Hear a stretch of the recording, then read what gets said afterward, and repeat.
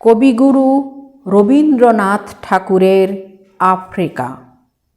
কণ্ঠে আমি কবিতা দাস। উদ্ভ্রান্ত সেই আদিম যুগে স্রষ্টা যখন নিজের প্রতি অসন্তোষে নতুন সৃষ্টিকে বারবার করছিলেন বিধ্বস্ত, তাঁর সেই অধৈর্যে ঘন ঘন মাথা নাড়ার দিনে রুদ্র সমুদ্রের বাহু প্রাচী ধরিত্রীর বুকের থেকে ছিনিয়ে নিয়ে গেল তোমাকে আফ্রিকা। বাঁধলে তোমাকে বনস্পতির নিবিড় পাহারায় কৃপণ আলোর অন্তঃপুরে। সেখানে নিভৃত অবকাশে তুমি সংগ্রহ করছিলে দুর্গমের রহস্য, চিনছিলে জল স্থল আকাশের দুর্বোধ সংকেত। প্রকৃতির দৃষ্টি অতীত জাদু মন্ত্র জাগাচ্ছিল তোমার চেতনাতীত মনে। বিদ্রূপ করছিলে ভীষণকে বিরূপে ছদ্মবেশে।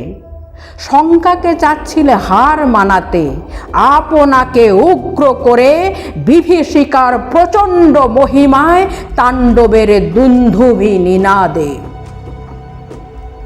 হায় ছায়াবৃতা, কালো ঘোমটার নিচে অপরিচিত ছিল তোমার মানব রূপ উপেক্ষার আবিল দৃষ্টিতে। এলো ওরা লোহার হাত কড়ি নিয়ে, নখ যাদের তীক্ষ্ণ তোমার নেকড়ের চেয়ে। এলো মানুষ ধরার দল, গর্বে যারা অন্ধ তোমার সূর্যহারা অরণ্যের চেয়ে।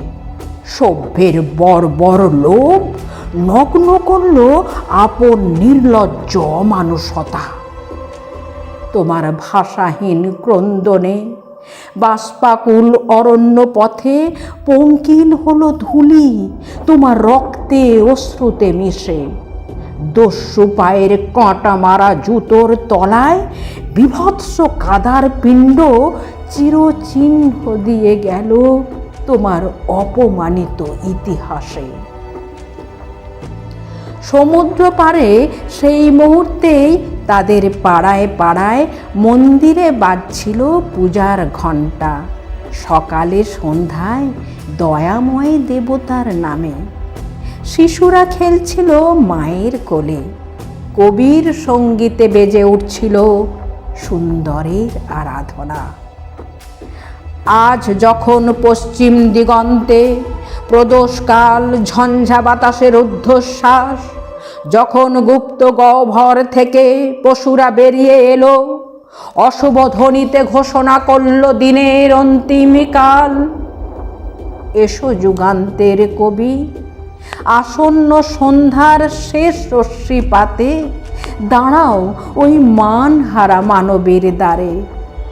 বলো ক্ষমা করো, হিংস্র প্রলাপের মধ্যে সেই হোক তোমার সভ্যতার শেষ পুণ্যবাণী।